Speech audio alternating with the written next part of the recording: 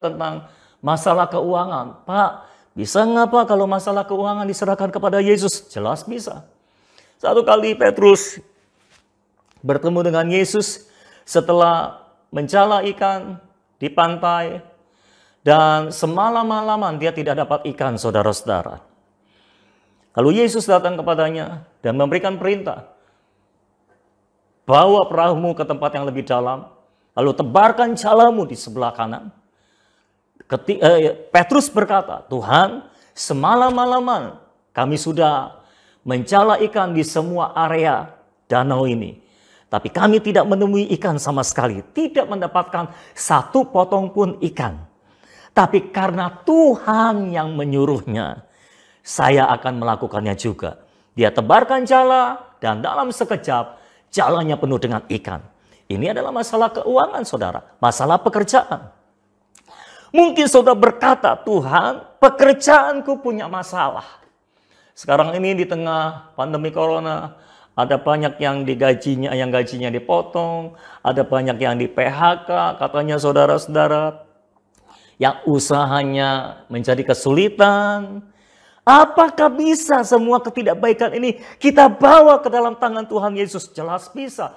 Karena Ia adalah Allah yang menjadikan segala-galanya menjadi baik. Saya percaya kalau hari ini saudara mengambil keputusan untuk percaya kepada Dia dan menyerahkan hidupmu sepenuhnya kepada Dia, maka semua ketidakbaikan yang sedang kau alami akan diubahkan Tuhan menjadi kebaikan bagi saudara. Allah turut bekerja dalam segala sesuatu untuk menjadi kebaikan buat semua orang yang mengasihi Dia dan yang terpanggil sesuai dengan rencana Allah. Pak, gimana kalau masalah hati, Pak? Saya ini, Pak, orangnya sudah rusak, Pak. Gimana bisa dipulihkan? Apakah bisa? Bisa, saudara. Karena Allah adalah Allah yang menjadikan segala-galanya baik. Satu kali dalam Yohanes pasal 4, Yesus bertemu dengan perempuan Samaria. Perempuan Samaria ini adalah seorang perempuan yang rusak, boleh dibilang seperti itu. Karena dia sudah punya banyak suami.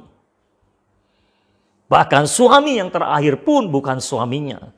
Mungkin dia kumpul kebo, saudara. Jadi dia banyak teman kumpul kebonya. Yesus menjumpai perempuan ini. Ingat, Yesus yang menjumpai perempuan ini, bukan perempuan ini yang menjumpai Yesus. Yesus menjumpai perempuan ini. Yesus yang berinisiatif menjadikan segala-galanya baik. Yesus tahu keadaan perempuan ini. Lalu Yesus bicara tentang air. Karena perempuan itu sedang menimba air di sumur Yakub.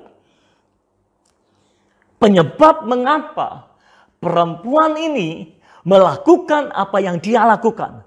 Penyebab mengapa perempuan ini masuk dalam dosa-dosa zina dan sebagainya, saudara-saudara, adalah karena di dalam hatinya dia merasa membutuhkan sesuatu. Apa itu? Air kehidupan. Dia tidak memiliki kepuasan dalam hatinya, itu sebabnya dia berusaha mencari kepuasan di luar sana. Dan pada titik itulah Yesus berbicara dengan dia. Hai perempuan, sepertinya Yesus ingin bicara seperti itu. Perempuan, yang kau butuhkan bukan air dalam sumur ini. Yang kau butuhkan bukan kepuasan dari dunia ini. Yang kau butuhkan adalah aliran air hidup yang aku bisa tanamkan dalam hidupmu, dalam hatimu, yang akan memancar keluar kalau engkau percaya kepadaku. Lalu akhirnya singkat cerita, perempuan itu menjadi percaya. Dan dalam waktu yang singkat, perempuan yang tadinya adalah orang berdosa tersebut diubah Tuhan menjadi saksi Kristus yang ajaib yang memenangkan satu kota. Dia pulang ke rumahnya, dia pulang ke kampungnya, dan dia berkata kepada semua orang, hai lihat, aku menjumpai seorang laki-laki lagi.